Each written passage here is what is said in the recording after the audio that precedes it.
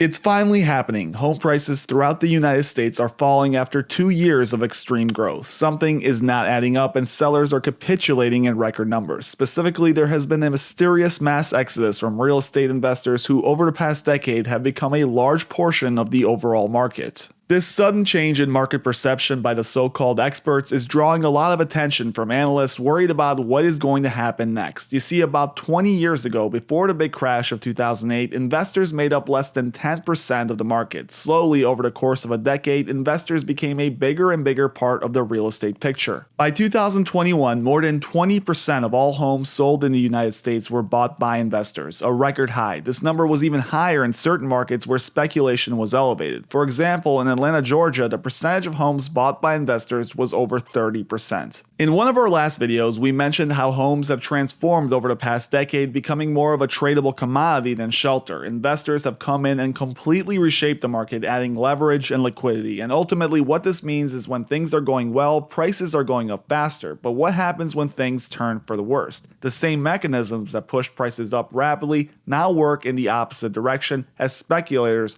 hurry to get out. Today, we are seeing investors leave the real estate space in record numbers, sparking a serious downturn in values. According to a Redfin report, investor home purchases fell 30% year over year nationwide in the third quarter, the largest decline since the Great Recession, aside from the second quarter of 2020. This is when investor activity plummeted due to the onset of the pandemic. The damage in boom towns like Phoenix is even worse. There, investor purchases fell 50% year over year. This has profound effects on the marketplace. It's a showcase of pure market panic by those with billions of dollars at stake. Just to put this into perspective, let's look at one specific shocking example. But before we do, if you're enjoying the video thus far, please take a second to hit that like and subscribe button. The last video got over 2,000 likes and I hope to get this one to 3,000. Now back to the example. One of the biggest single-family investors in America is a company called Opendoor. Their supposed specialty is to use software/AI to buy certain homes and then resell them weeks later. Now remember, this is just one company. We are not counting the dozens of other institutional players in the space on top of the thousands of other mom-and-pop investors with much smaller portfolios. Opendoor by itself accounts for 9% of all active listings in Phoenix. This absurd stat means that they have significant pricing power in that market. Somehow in this country, we have a rule that when you buy more than 5% of a publicly owned company, you have to register with the SEC and follow all kinds of special rules.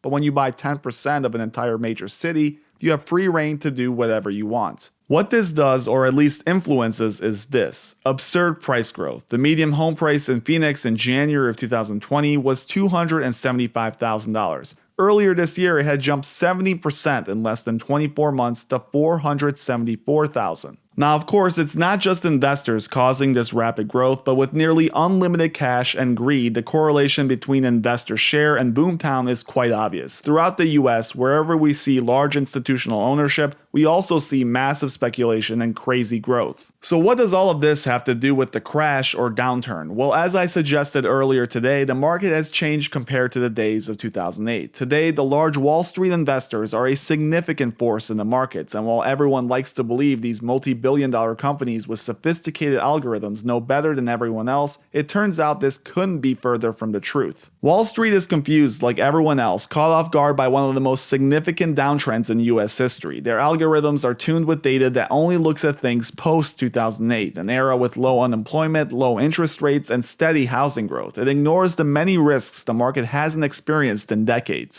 Companies like Opendoor are getting a harsh lesson. How can you possibly make money flipping houses when every month values are going down by thousands of dollars? This reality is represented by their stock price, which is down over 95% from its peak. Earlier in the month, their earnings report revealed just how little they understand regarding the future of markets. The company itself admits that the housing market will likely only get worse, saying, quote, "We think that the housing market could get worse. We haven't seen US home sales dip below 4 million units a year in decades." The truth about Opendoor and all the other institutional buyers is that they're panicking and dumping inventory as quickly as possible. This isn't just a theory. Their CEO admits this, saying, "I just wanted to note that other iBuyers have sold 40% of the inventory inventory that they bought in Q2, and we sold 67%. So we have a large head start on liquidating our inventory. This is a man bragging that his business is getting out faster than his competitors. In fact, the entire business model is changing. Opendoor itself is moving to become less of a flipper and more of a listing/data aggregator. The race is now not on who can buy more homes and increase margins, but rather who can survive and liquidate their inventory as fast as possible. So with that said, the market has never experienced anything like this. We have record high investor market share and they're all dumping their inventory at the same time. On top of this, demand is falling off a cliff. The theory is that after the pandemic, there was a fresh wave of people forming new households. Many who lived with parents or roommates during the lockdown got out, and now we're seeing a sharp drop off. This combined with high interest rates and prices 38% higher than pre-pandemic levels are creating a never before seen scenario. This morning, US pending home sales fell 37% year over year, the worst decline in history. And if you look at this period, it's starting to look a lot like the one we saw 14 years ago. While back then the issue was with bad loans, today the problem may come in a different form, a perfect storm, a bad economy, folding demand, and an institutional withdrawal. It's no surprise that many of you watching this video will scream that there is no crash. Prices remain elevated compared to those we saw in 2019, and we have a long way to go before we see this normalize. But just like last time, the housing market almost never falls off a cliff. It's a slow bleed that takes years to play out. If we look at a boomtown like Phoenix, for an example, the last time there was a crash, home prices did something incredible that's almost never mentioned. If we take a look at home values during that era, we can see from this chart that they peaked in the fourth quarter of 2006. After the downfall started, they fell for over 18 quarters or 54 months. That's 4.5 years of decline before they finally bottomed out in the summer of 2011. In fact, if we pretend you were the world's unluckiest buyer and you had bought a home in the winter of 2006, you wouldn't have seen your equity recover until the summer of 2019. That's over 13 years of waiting, and it goes to show you that things in the real estate space move very, very slowly. The damage takes months to play out, and the recovery is typically even longer. Now that we understand this, there is another major factor that will make this down cycle even worse. You see, real estate investors look at something called the cap rate to determine how much money they can expect to make every year given their investment. Right now, cap rates are averaging between 4 to 10%. And remember, residential real estate isn't exactly the most risk-free investment. It's a good investment, but as you're about to find out, there is an alternative that's even better given certain conditions, one that competes with real estate head to head.